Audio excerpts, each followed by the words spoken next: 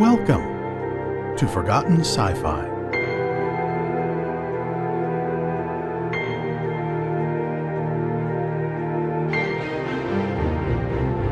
From Fitz-James O'Brien, this is The Diamond Lens.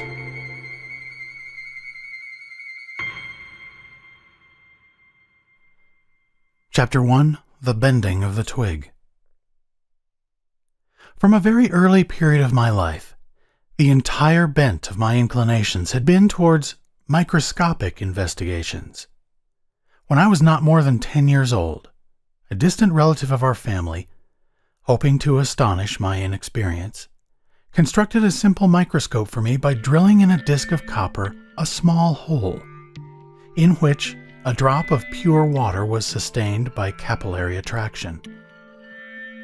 This very primitive apparatus, magnifying some 50 diameters, presented, it is true, only indistinct and imperfect forms, but still sufficiently wonderful to work up my imagination to a preternatural state of excitement.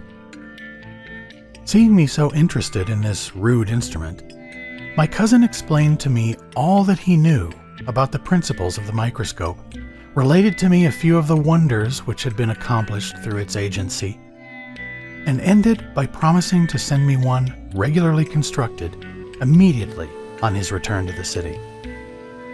I counted the days, the hours, the minutes that intervened between that promise and his departure. Meantime, I was not idle. Every transparent substance that bore the remotest resemblance to a lens I eagerly seized upon and employed in vain attempts to realize that instrument, the theory of whose construction I as yet only vaguely comprehended. All panes of glass containing those oblate spheroidal knots familiarly known as bullseyes were ruthlessly destroyed in the hope of obtaining lenses of marvelous power. I even went so far as to extract the crystalline humor from the eyes of fishes and animals, and endeavored to press it into the microscopic service. I plead guilty to having stolen the glasses from my Aunt Agatha's spectacles, with a dim idea of grinding them into lenses of wondrous magnifying properties, in which attempt it is scarcely necessary to say that I totally failed. A real microscope at last. At last, the promised instrument came. It was of that order known as Field's Simple Microscope and had cost perhaps about $15. As far as educational purposes went, a better apparatus could not have been selected. Accompanying it was a small treatise on the microscope, its history, uses, and discoveries. I comprehended them for the first time in the Arabian Nights entertainments. The dull veil of ordinary existence that hung across the world seemed suddenly to roll away, and to lay bare a land of enchantments. I felt towards my companions as the seer might feel towards the ordinary masses of men. I held conversations with nature in a tongue which they could not understand. I was in daily communication with living wonders, such as they never imagined in their wildest visions. I penetrated beyond the external portal of things and roamed through the sanctuaries. Where they beheld only a drop of rain slowly rolling down the window glass, I saw a universe of beings, animated with all the passions common to physical life, and convulsing their minute sphere with struggles as fierce and protracted as those of men. In the common spots of mold, which my mother, good housekeeper that she was, fiercely scooped away from her jam pots, there abode for me, under the name of mildew, enchanted gardens, filled with dells and avenues of the densest foliage and most astonishing verdure, while from the fantastic boughs of these microscopic forests hung strange fruits glittering with green and silver and gold. It was no scientific thirst that at this time filled my mind. It was the pure enjoyment of a poet to whom a world of wonders had been disclosed. I talked of my solitary pleasures to none. Alone with my microscope, I dimmed my sight day after day and night after night, poring over the marvels which it unfolded to me. I was like one who, having discovered the ancient Eden still existing in all its primitive glory, should resolve to enjoy it in solitude, and never betray to mortal the secret of its locality. The rod of my life was bent at this moment. I destined myself to be a microscopist. He imagines himself a discoverer. Of course, like every novice, I fancied myself a discoverer. I was ignorant at the time of the thousands of acute intellects engaged in the same pursuit as myself, and with the advantage of instruments 1,000 times more powerful than mine. The names of Leeuwenhoek, Williamson, Spencer, Ehrenberg, Schultz, Dujardin, Sehacht, and Schleiden were then entirely unknown to me, or if known, I was ignorant of their patient and wonderful researches.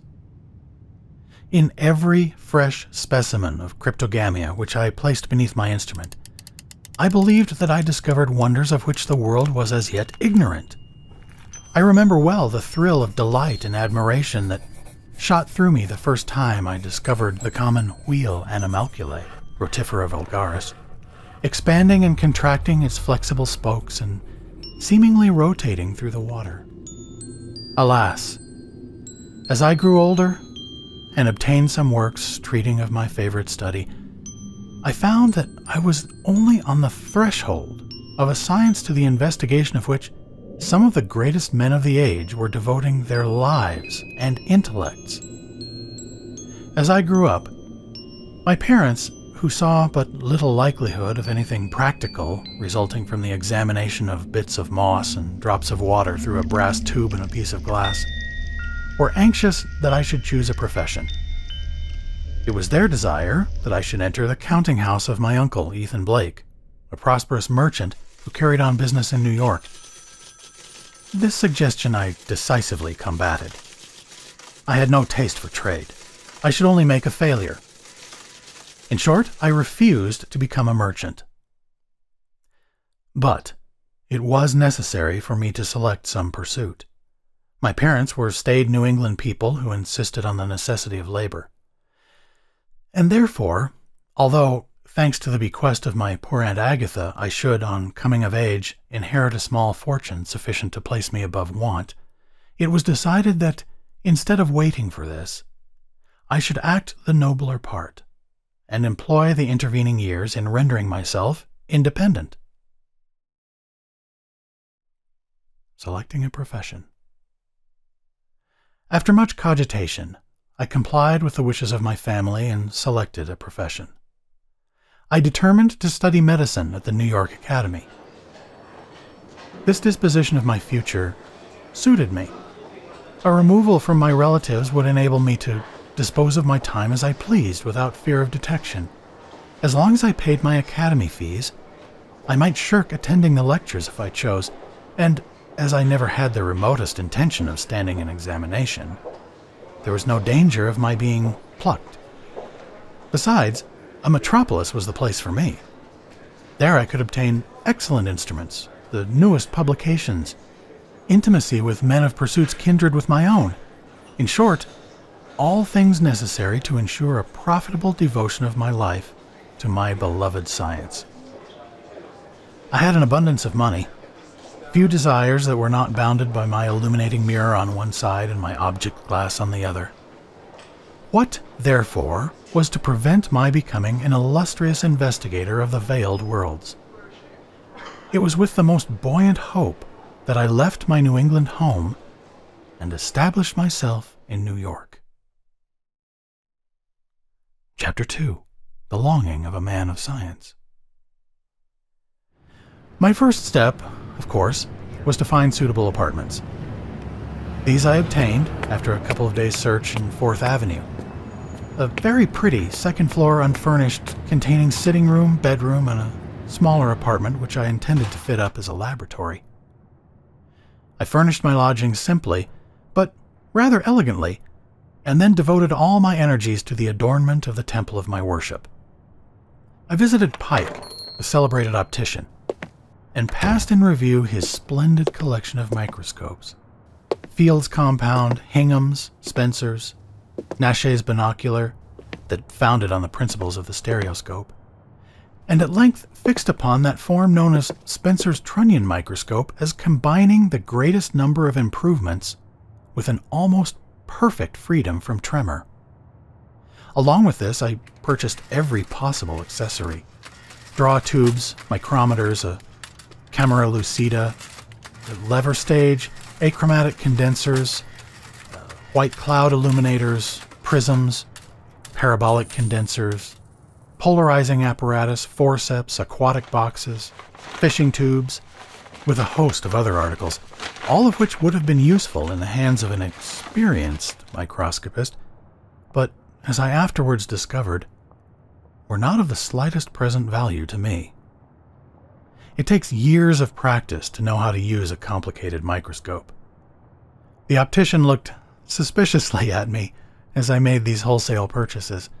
He evidently was uncertain whether to set me down as some scientific celebrity or a madman. I think he inclined to the latter belief. I suppose I was mad. Every great genius is mad upon the subject in which he is greatest. The unsuccessful madman is disgraced and called a lunatic. At last some real discoveries are made. Mad or not, I set myself to work with a zeal which few scientific students have ever equaled. I had everything to learn relative to the delicate study upon which I had embarked, a study involving the most earnest patience, the most rigid analytic powers, the steadiest hand, the most untiring eye, the most refined and subtle manipulation. For a long time, half my apparatus lay inactively on the shelves of my laboratory, which was now most amply furnished with every possible contrivance for facilitating my investigations. The fact was that I did not know how to use some of my scientific implements, never having been taught microscopics, and those whose use I understood theoretically were of little avail, until by practice I could attain the necessary delicacy of handling. Still, such was the fury of my ambition, such the untiring perseverance of my experiments, that, difficult of credit as it may be, in the course of 1 year I became, theoretically and practically, an accomplished microscopist. During this period of my labors, in which I submitted specimens of every substance that came under my observation to the action of my lenses, I became a discoverer. In a small way, it is true, for I was very young, but still a discoverer.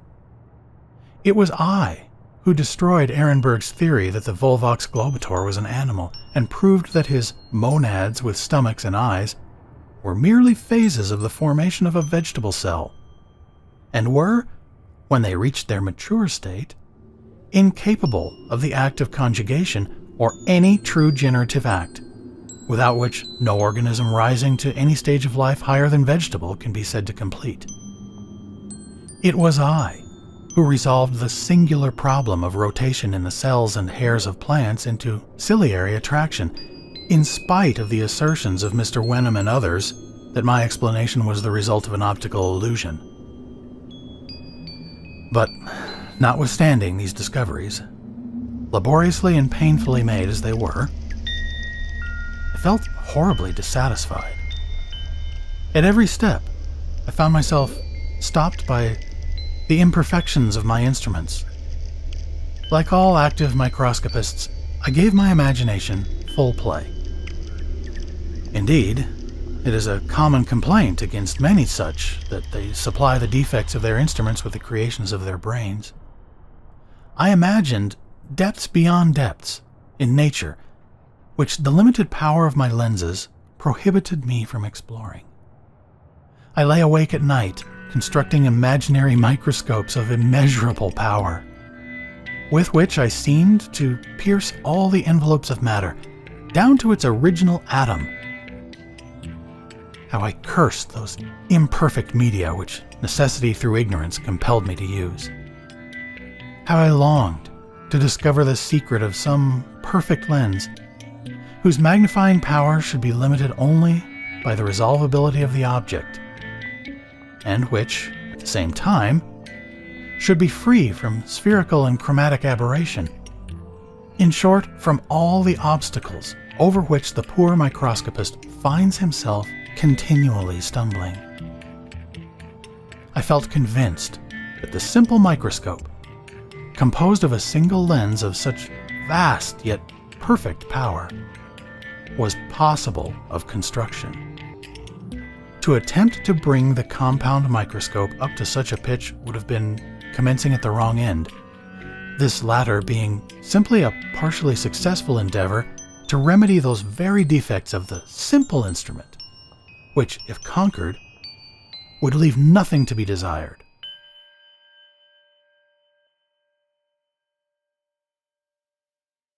Working on the manufacture of microscopes. It was in this mood of mind that I became a constructive microscopist.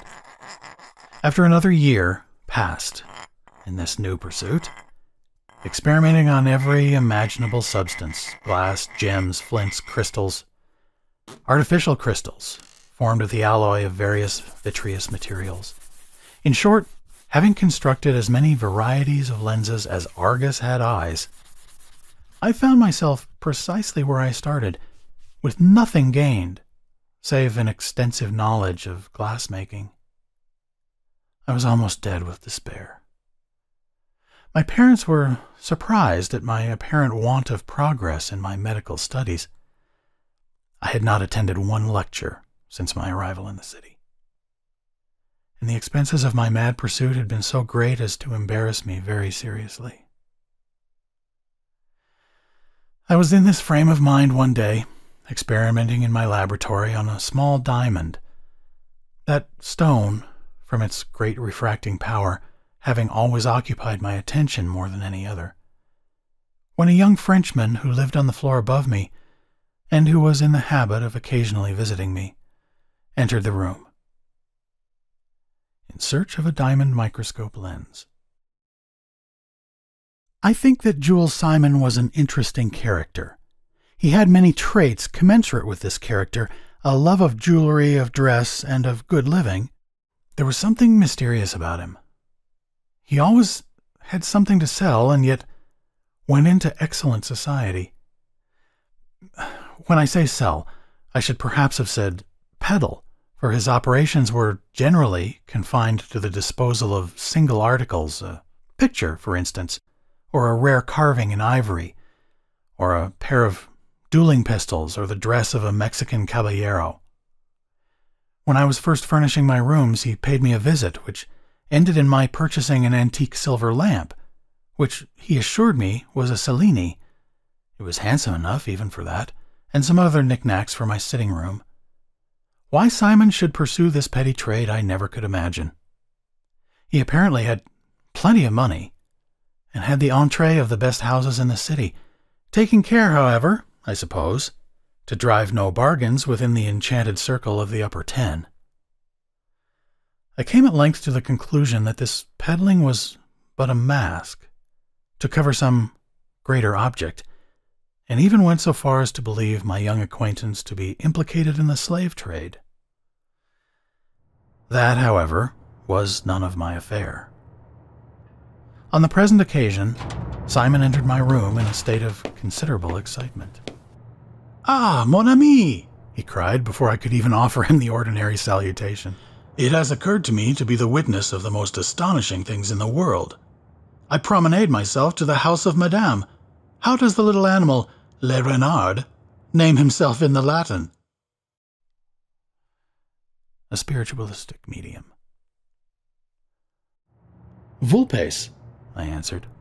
"Ah, yes, Vulpes. I promenade myself to the house of Madame Vulpes." "The spirit medium?" "Yes, the great medium. Great heavens, what a woman!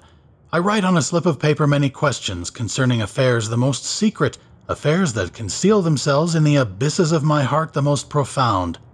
And behold, by example, what occurs? This devil of a woman makes me reply the most truthful to all of them. She talks to me of things that I do not love to talk of to myself. What am I to think? I am fixed to the earth." Am I to understand you, Mr. Simon, that this Mrs. Vulpes replied to questions secretly written by you, which questions related to events known only to yourself? Ah, more than that, he answered with an air of some alarm. She related to me things, but, he added after a pause and suddenly changing his manner, why occupy ourselves with these follies? It was all the biology, without doubt. It goes without saying that it has not my credence. But why are we here, mon ami? It has occurred to me to discover the most beautiful thing, as you can imagine. A vase with green lizards on it, composed by the great Bernard Palissy. It is in my apartment. Let us mount. I go to show it to you. I followed Simon mechanically, but my thoughts were far from Palissy and his enameled ware, although I, like him, was seeking in the dark a great discovery. His casual mention of the spiritualist, Madame Vulpes, set me on a new track. What if this spiritualism should be really a great fact? What if, through communication with more subtle organisms than my own, I could reach at a single bound the goal which perhaps a life of agonizing mental toil would never enable me to attain? While purchasing the Palissy vase from my friend Simon, I was mentally arranging a visit to Madame Vulpes. Chapter 3. The Spirit of Lewinoak. 2 evenings after this, thanks to an arrangement by letter and the promise of an ample fee, I found Madame Vulpes awaiting me at her residence alone. She was a coarse-featured woman with keen and rather cruel dark eyes, and an exceedingly sensual expression about her mouth and under jaw. She received me in perfect silence, in an apartment on the ground floor very sparely furnished. In the center of the room, close to where Mrs. Vulpes sat, there was a common round mahogany table. If I had come for the purpose of sweeping her chimney, the woman could not have looked more indifferent to my appearance. There was no attempt to inspire the visitor with awe. Everything bore a simple and practical aspect.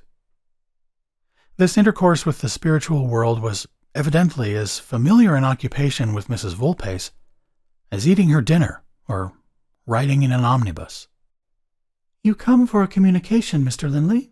said the medium in a dry, businesslike tone of voice. "By appointment, yes." "What sort of communication do you want? A written one?" "Yes, I wish for a written one." "From any particular spirit?" "Yes." "Have you ever known this spirit on this earth?" "Never. He died long before I was born. I wish merely to obtain from him some information which he ought to be able to give better than any other." "Will you seat yourself at the table, Mr. Linley," said the medium, "and place your hands upon it?" I obeyed, Mrs. Vulpes being seated opposite to me with her hands also on the table. We remained thus for about a minute and a half, when a violent succession of raps came on the table, on the back of my chair, on the floor immediately under my feet, and even on the window panes. Mrs. Vulpes smiled composedly. "They are very strong tonight," she remarked. "You are fortunate." She then continued, "Will the spirits communicate with this gentleman?" Vigorous affirmative. "Will the particular spirit he desires to speak with communicate?" A very confused rapping followed this question. "I know what they mean," said Mrs. Vulpes, addressing herself to me. "They wish you to write down the name of the particular spirit that you desire to converse with. Is that so?" she added, speaking to her invisible guests. That it was so was evident from the numerous affirmatory responses. While this was going on, I tore a slip from my pocketbook and scribbled a name under the table. "Will this spirit communicate in writing with this gentleman?" asked the medium once more.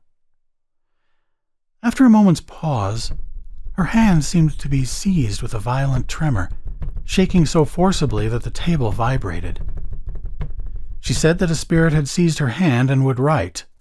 I handed her some sheets of paper that were on the table and a pencil. The latter she held loosely in her hand, which presently began to move over the paper with a singular and seemingly involuntary motion. After a few moments had elapsed, she handed me the paper, on which I found written in a large, uncultivated hand the words, "He is not here, but has been sent for." A pause of a minute or so now ensued, during which Mrs. Vulpes remained perfectly silent, but the raps continued at regular intervals. When the short period I mention had elapsed, the hand of the medium was again seized with its convulsive tremor, and she wrote, under this strange influence, a few words on the paper, which she handed to me.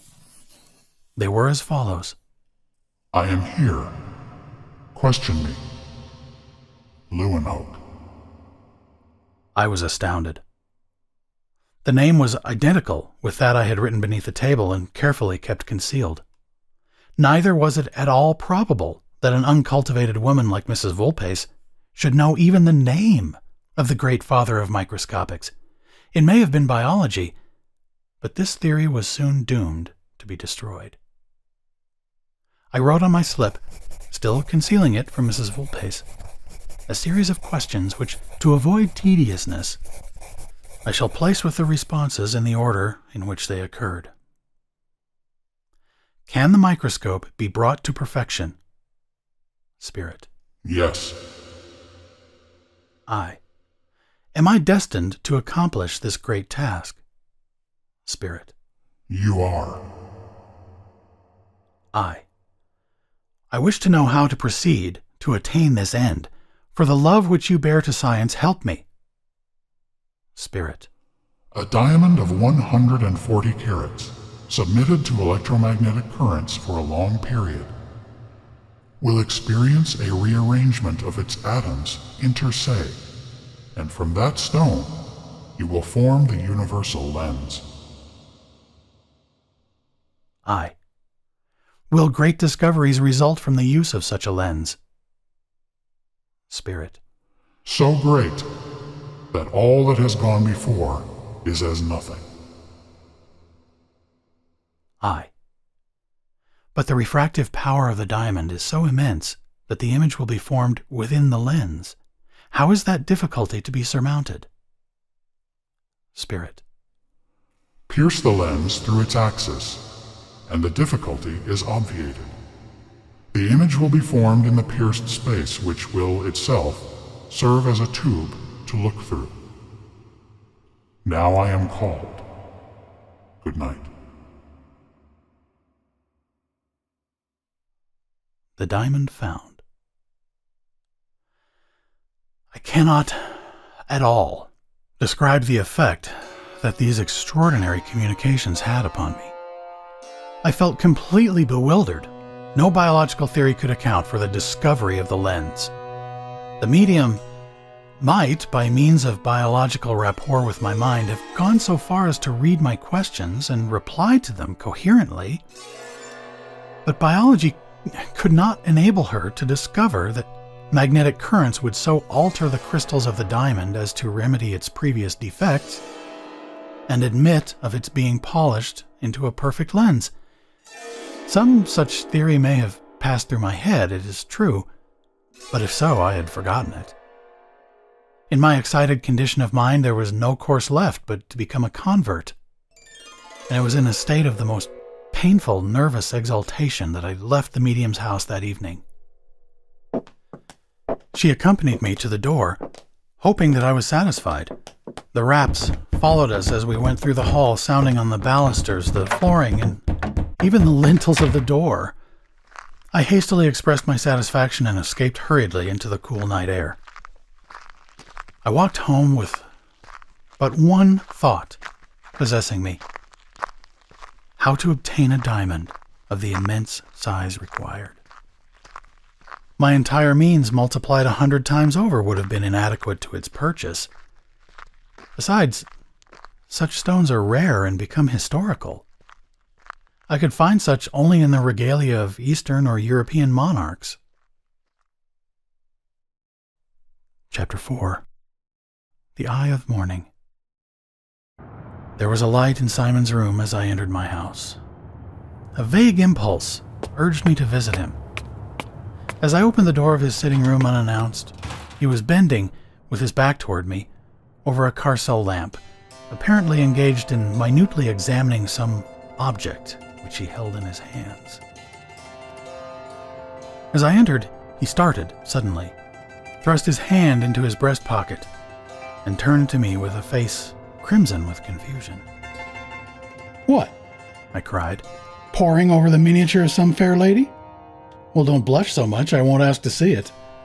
Simon laughed awkwardly enough, but made none of the negative protestations usual on such occasions. He asked me to take a seat. "Simon," said I have just come from Madame Vulpes." This time, Simon turned as white as a sheet, and seemed stupefied as if a sudden electric shock had smitten him. He babbled some incoherent words, and went hastily to a small closet where he usually kept his liquors. Although astonished at his emotion, I was too preoccupied with my own idea to pay much attention to anything else. "You say truly when you call Madame Vulpes a devil of a woman," I continued. "Simon, she told me wonderful things tonight. Or, rather, was the means of telling me wonderful things. Ah, if I could only get a diamond that weighed 140 carats. Scarcely had the sigh with which I uttered this desire died upon my lips, when Simon, with the aspect of a wild beast, glared at me savagely, and rushing to the mantelpiece where some foreign weapons hung on the wall, caught up a Malay creese and brandished it furiously before him. "No!" he cried in French, into which he always broke when excited. "No, you shall not have it. You are perfidious. You have consulted with that demon and desire my treasure. But I shall die first. Me, I am brave. You cannot make me fear." The dealer is suspicious. All this, uttered in a loud voice trembling with excitement, astounded me. I saw at a glance that I had accidentally trodden upon the edges of Simon's secret, whatever it was. It was necessary to reassure him. "My dear Simon," I said, "I am entirely at a loss to know what you mean. I went to Madame Vulpes to consult her on a scientific problem, to the solution of which I discovered that a diamond of the size I just mentioned was necessary.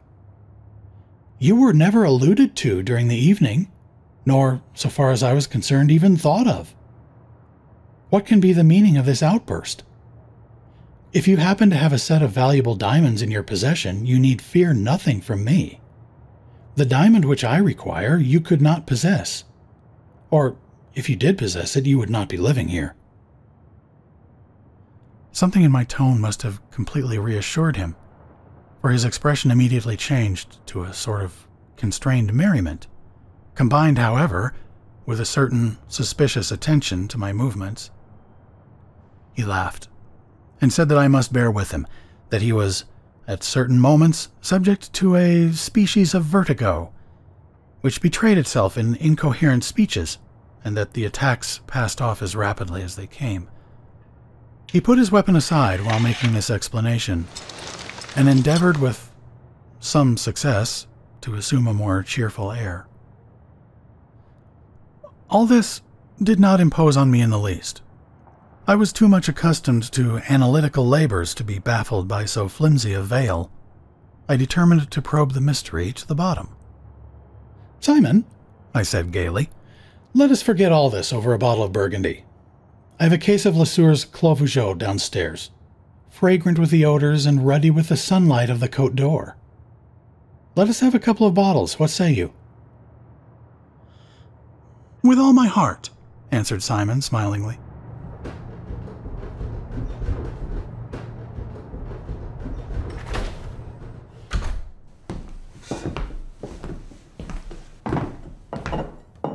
I produced the wine and we seated ourselves to drink.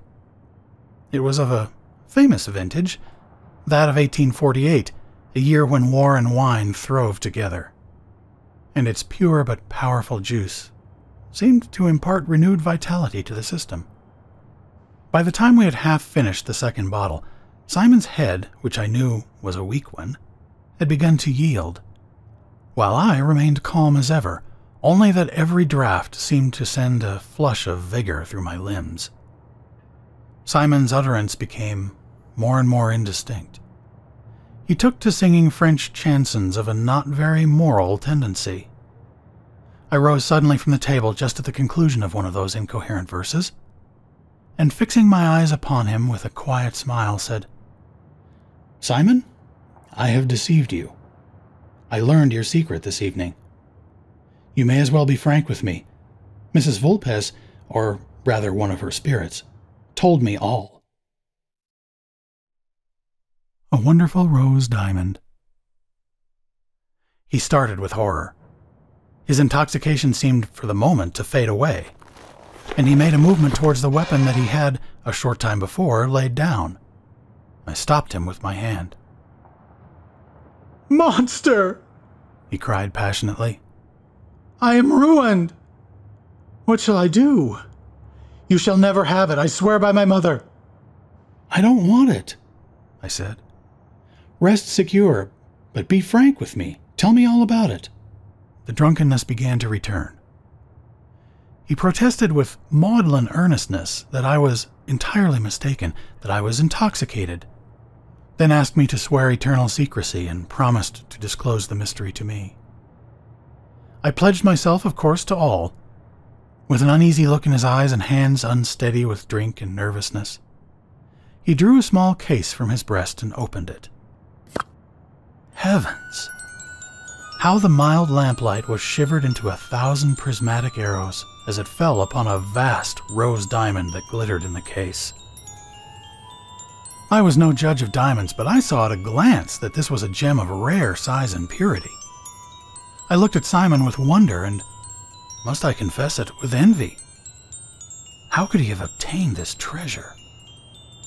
In reply to my questions, I could just gather from his drunken statements, of which I fancy half the incoherence was affected, that he had been superintending a gang of slaves engaged in diamond washing in Brazil, that he had seen one of them secrete a diamond, but instead of informing his employers, had quietly watched the man until he saw him bury his treasure, that he had dug it up and fled with it, but that, as yet, he was afraid to attempt to dispose of it publicly, so valuable a gem being almost certain to attract too much attention to its owner's antecedents, and he had not been able to discover any of those obscure channels by which such matters are conveyed away safely.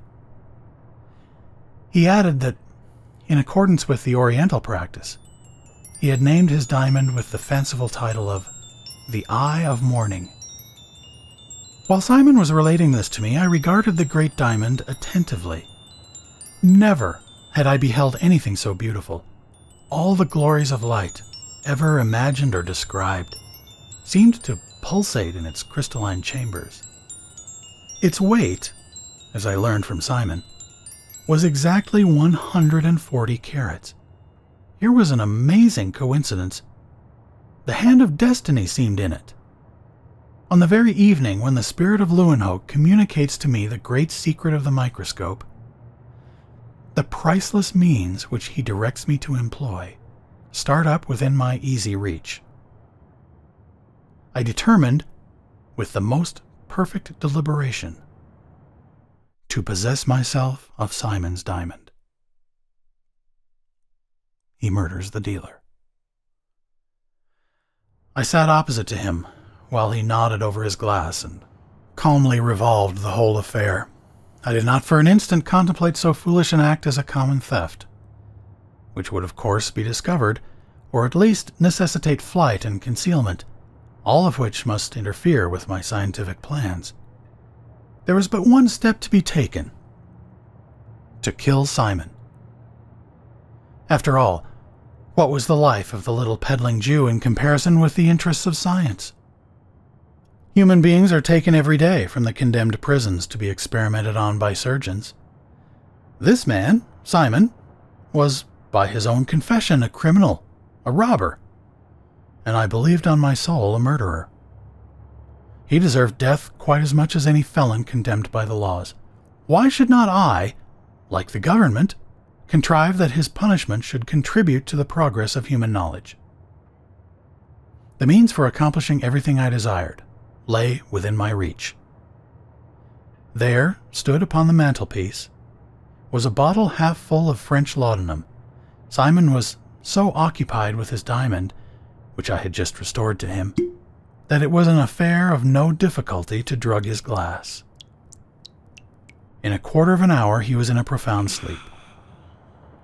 I now opened his waistcoat, took the diamond from the inner pocket in which he had placed it, and removed him to the bed, on which I laid him so that his feet hung down over the edge.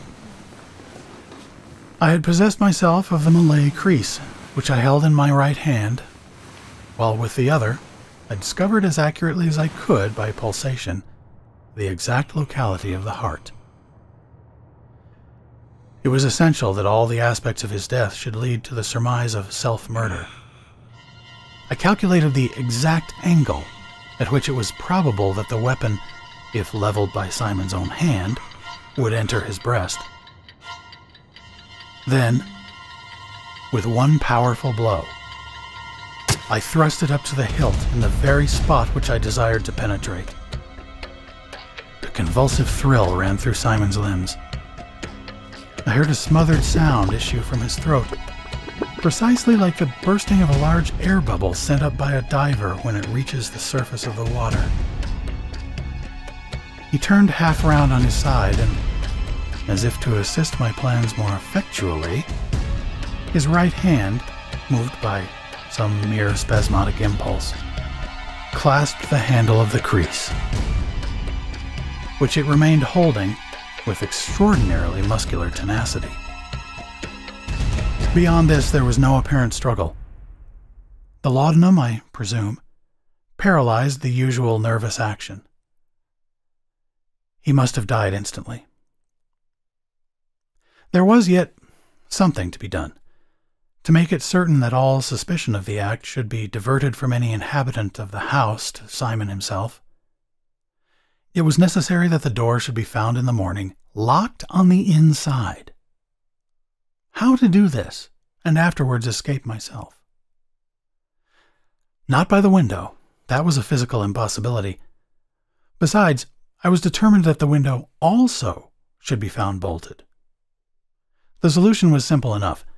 I descended softly to my own room for a peculiar instrument which I had used for holding small slippery substances, such as minute spheres of glass, etc. This instrument was nothing more than a long, slender hand vise with a very powerful grip and a considerable leverage, which last was accidentally owing to the shape of the handle. Nothing was simpler than, when the key was in the lock, to seize the end of its stem in this vise through the keyhole from the outside, and so lock the door. Previously, however, to doing this, I burned a number of papers on Simon's hearth. Suicides almost always burn papers before they destroy themselves. I also emptied some more laudanum into Simon's glass, having first removed from it all traces of wine, cleaned the other wine glass, and brought the bottles away with me. If traces of two persons drinking had been found in the room, the question naturally would have arisen, who was the second? Besides, the wine bottles might have been identified as belonging to me. The laudanum I poured out to account for its presence in his stomach in case of a post-mortem examination. The theory naturally would be that he first intended to poison himself, but after swallowing a little of the drug, was either disgusted with its taste or changed his mind from other motives, and chose the dagger. These arrangements made, I walked out. Leaving the gas burning, locked the door with my vise, and went to bed. A verdict of suicide. Simon's death was not discovered until nearly 3 in the afternoon. The servant, astonished at seeing the gas burning, the light streaming on the dark landing from under the door, peeped through the keyhole and saw Simon on the bed. She gave the alarm. The door was burst open and the neighborhood was in a fever of excitement. Everyone in the house was arrested, myself included. There was an inquest, but no clue to his death beyond that of suicide could be obtained. Curiously enough, he had made several speeches to his friends the preceding week that seemed to point to self-destruction. One gentleman swore that Simon had said in his presence that he was tired of life. His landlord affirmed that Simon, when paying him his last month's rent, remarked that he should not pay him rent much longer. All the other evidence corresponded. The door locked inside, the position of the corpse, the burnt papers. As I anticipated, no one knew of the possession of the diamond by Simon, so that no motive was suggested for his murder. The jury, after a prolonged examination, brought in the usual verdict, and the neighborhood once more settled down into its accustomed quiet. Chapter 5. Animula.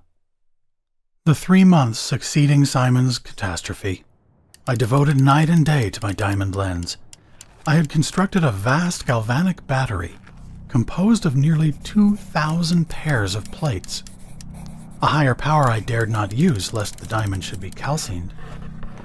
By means of this enormous engine, I was enabled to send a powerful current of electricity continually through my great diamond, which it seemed to me gained in luster every day. At the expiration of a month, I commenced the grinding and polishing of the lens, a work of intense toil and exquisite delicacy. The great density of the stone, and the care required to be taken with the curvatures of the surfaces of the lens, rendered the labor the severest and most harassing that I had yet undergone. At last, the eventful moment came. The lens was completed. I stood trembling on the threshold of new worlds. I had the realization of Alexander's famous wish before me. The lens lay on the table, ready to be placed upon its platform. My hand fairly shook as I enveloped a drop of water with a thin coating of oil of turpentine, preparatory to its examination, a process necessary in order to prevent the rapid evaporation of the water. I now placed the drop on a thin slip of glass under the lens, and throwing upon it, by the combined aid of a prism and a mirror, a powerful stream of light, I approached my eye to the minute hole drilled through the axis of the lens. For an instant I saw nothing save what seemed to be an illuminated chaos, a vast, luminous abyss. A pure white light, cloudless and serene, and seemingly limitless as space itself, was my first impression. Gently, and with the greatest care, I depressed the lens a few hair's breadths. The wondrous illumination still continued, but as the lens approached the object, a scene of indescribable beauty was unfolded to my view. I seemed to gaze upon a vast space, the limits of which extended far beyond my vision. An atmosphere of magical luminousness permeated the entire field of view. I was amazed to see no trace of animalculous life. Not a living thing, apparently, inhabited that dazzling expanse. I comprehended instantly that, by the wondrous power of my lens, I had penetrated beyond the grosser particles of aqueous matter, beyond the realms of infusoria and protozoa, down to the original gaseous globule into whose luminous interior I was gazing, as into an almost boundless dome filled with a supernatural radiance. The first visions of beauty. It was, however, no brilliant void into which I looked. On every side, I beheld beautiful organic forms of unknown texture and colored with the most enchanting hues. These forms presented the appearance of what might be called, for want of a more specific definition, foliated clouds of the highest rarity.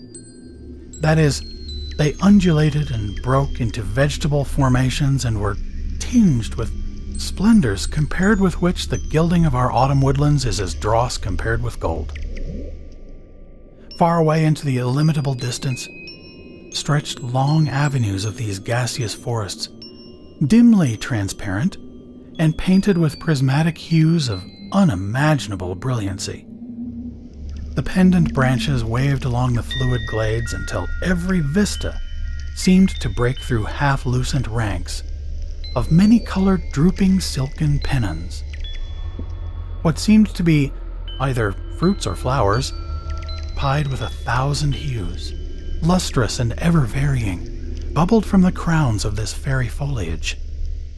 No hills, no lakes, no rivers, no forms, animate or inanimate, were to be seen, save those vast auroral copses that floated serenely in the luminous stillness, with leaves and fruits and flowers gleaming with unknown fires, unrealizable by mere imagination.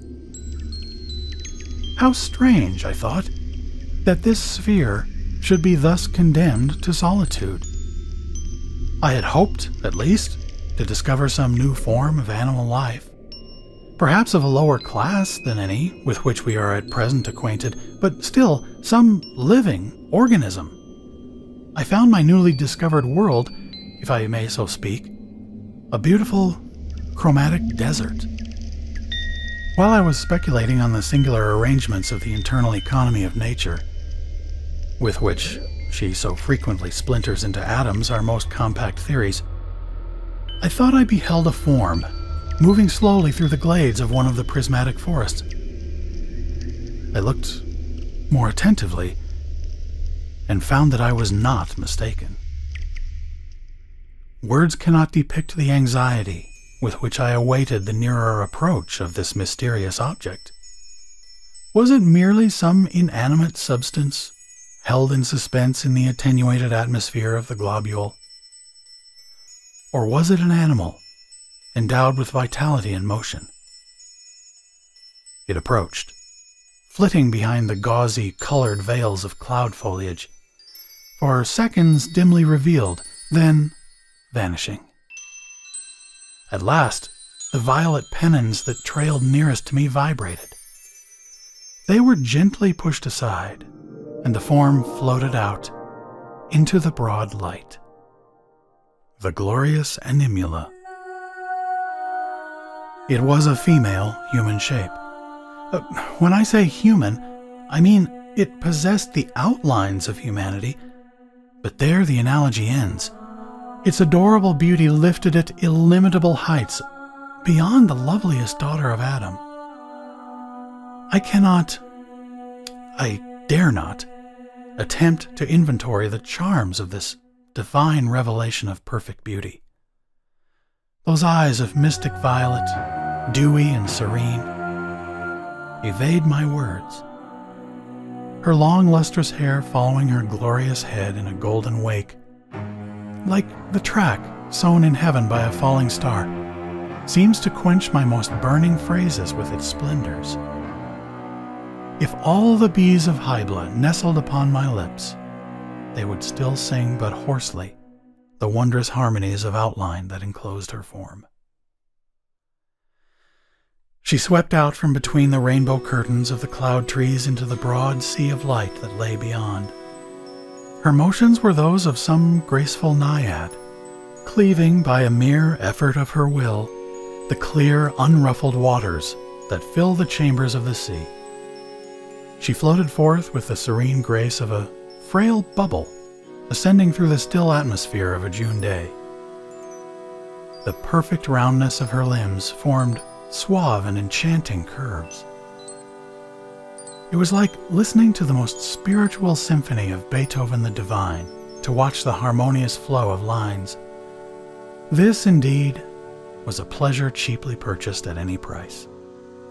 What cared I if I had waded to the portal of this wonder through another's blood? I would have given my own to enjoy one such moment of intoxication and delight. Breathless with gazing on this lovely wonder, and forgetful for an instant of everything save her presence, I withdrew my eye from the microscope eagerly. Alas!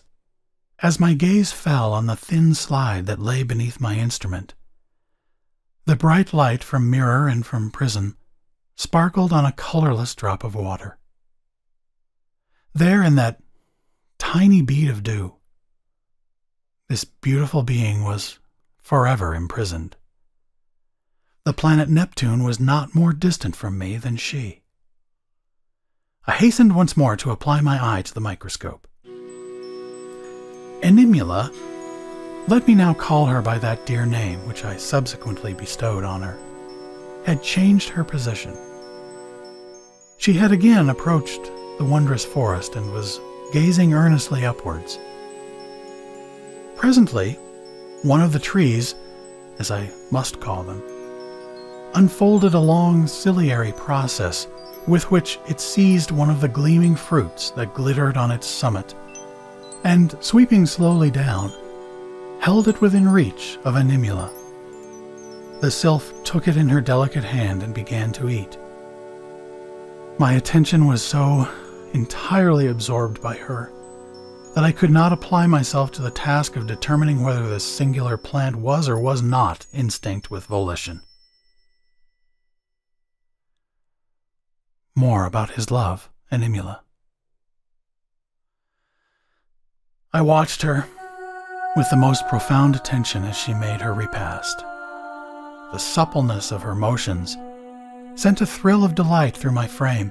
My heart beat madly as she turned her beautiful eyes in the direction of the spot in which I stood. What would I not have given to have had the power to precipitate myself into that luminous ocean and float with her through those groves of purple and gold?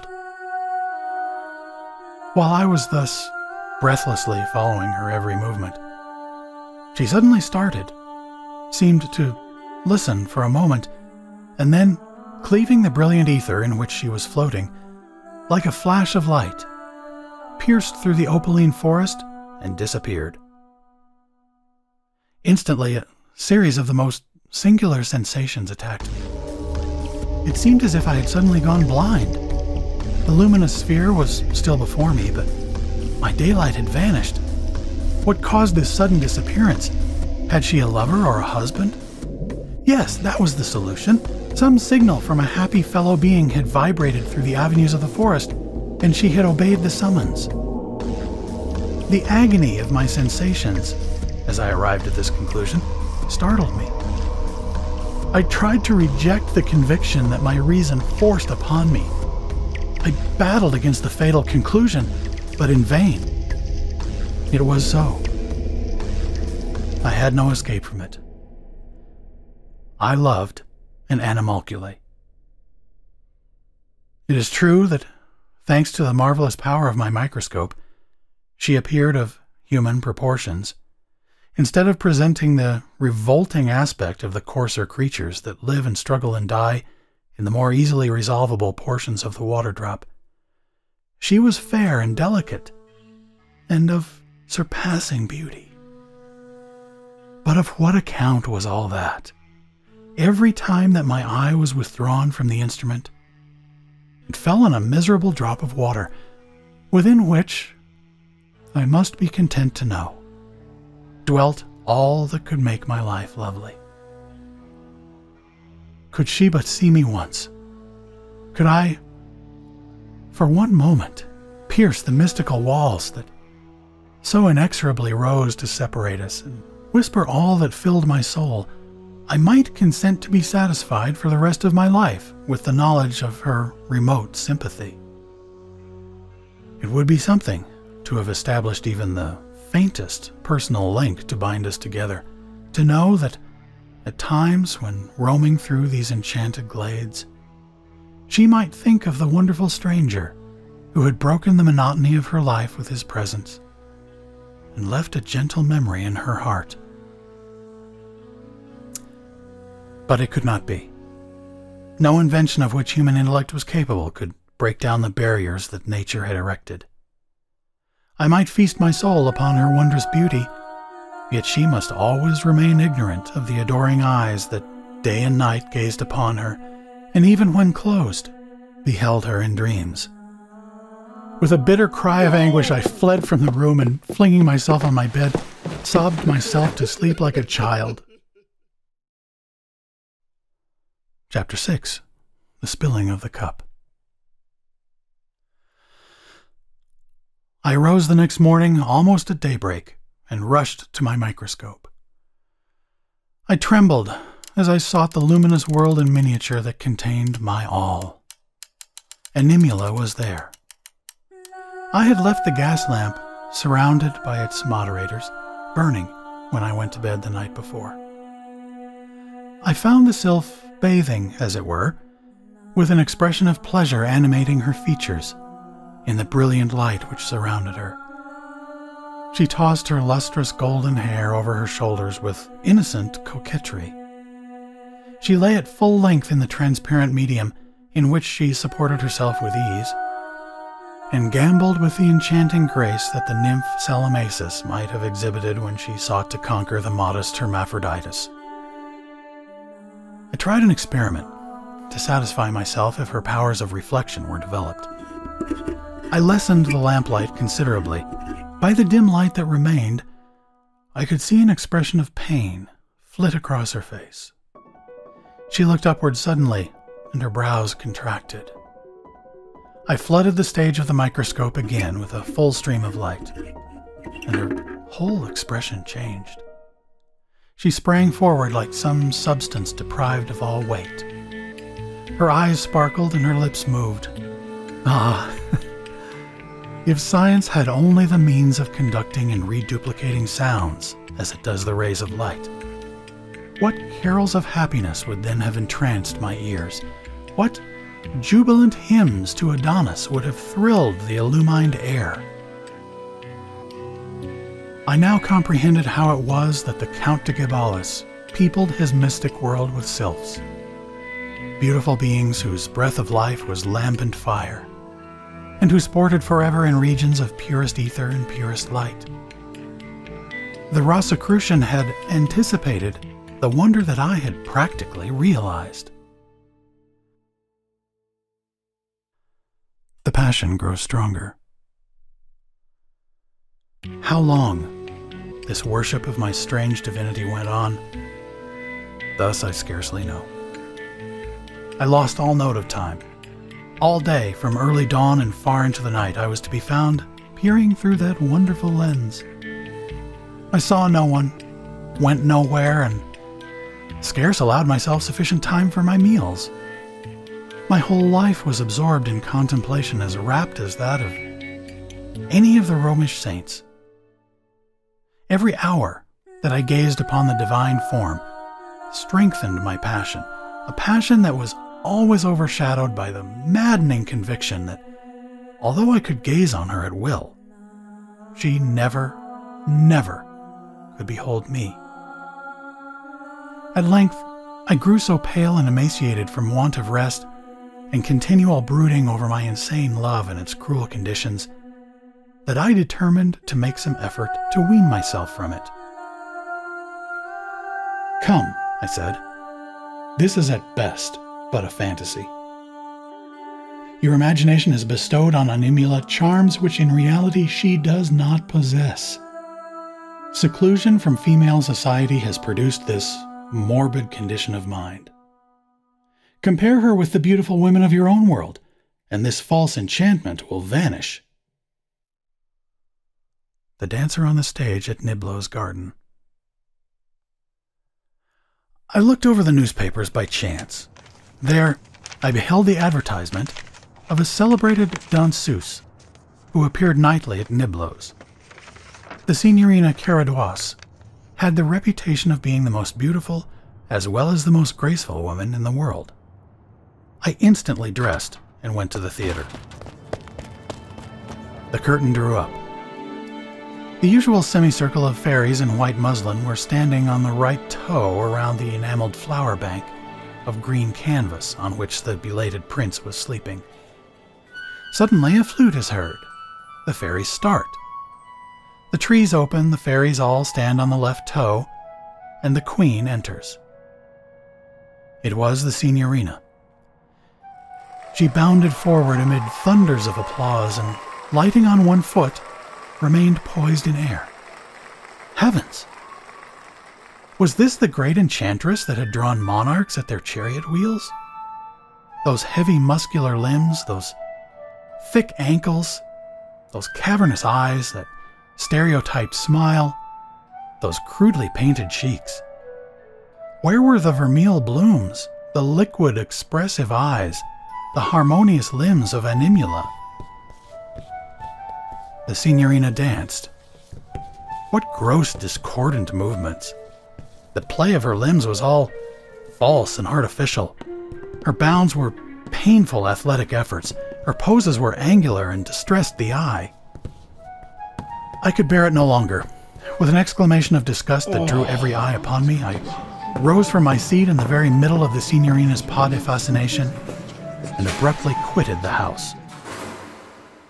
I hastened home to feast my eyes once more on the lovely form of my nymph. I felt that, henceforth, to combat this passion would be impossible. I applied my eye to the lens. Animula was there, but what could have happened? Some terrible change seemed to have taken place during my absence. Some secret grief seemed to cloud the lovely features of her I gazed upon. Her face had grown thin and haggard. Her limbs trailed heavily. The wondrous luster of her golden hair had faded. She was ill. Ill, and I could not assist her. I believe at that moment I would have gladly forfeited all claims to my human birthright if I could only have been dwarfed to the size of an animalcule and permitted to console her from whom fate had forever divided me. I racked my brain for the solution of this mystery. What was it that afflicted the sylph? She seemed to suffer intense pain. Her features contracted, and she even writhed as if with some internal agony. The wondrous forests appeared also to have lost half their beauty. Their hues were dim and in some places faded away altogether. I watched Animula for hours with a breaking heart, and she seemed absolutely to wither away under my very eye. Suddenly, I remembered that I had not looked at the water drop for several days. In fact, I hated to see it, for it reminded me of the natural barrier between Animula and myself. I hurriedly looked down on the stage of the microscope. The slide was still there, but great heavens! The water drop had vanished. The awful truth burst upon me. It had evaporated until it had become so minute as to be invisible to the naked eye. I had been gazing on its last atom, the one that contained Animula, and she was dying.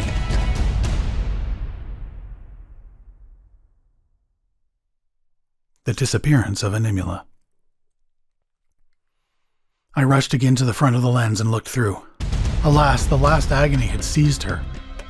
The rainbow-hued forest had all melted away, and Animula lay struggling feebly in what seemed to be a spot of dim light. Ah, the sight was horrible. The limbs once so round and lovely shriveling up into nothings. The eyes, those eyes that shone like heavens, being quenched into black dust. The lustrous golden hair now lank and discolored. The last throe came. I beheld that final struggle of the blackening form, and I fainted. When I awoke out of a trance of many hours, I found myself lying amid the wreck of my instrument, myself as shattered in mind and body as it. I crawled feebly to my bed, from which I did not rise for months. They say now that I am mad, but they are mistaken. I am poor, for I have neither the heart nor the will to work.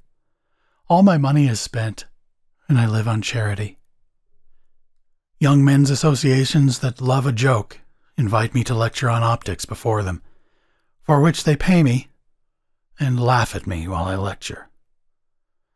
Linley the Mad Microscopist is the name I go by. I suppose that I talk incoherently while I lecture. Who could talk sense when his brain is haunted by such ghastly memories? While ever and anon among the shapes of death, I behold the radiant form of my lost Animula.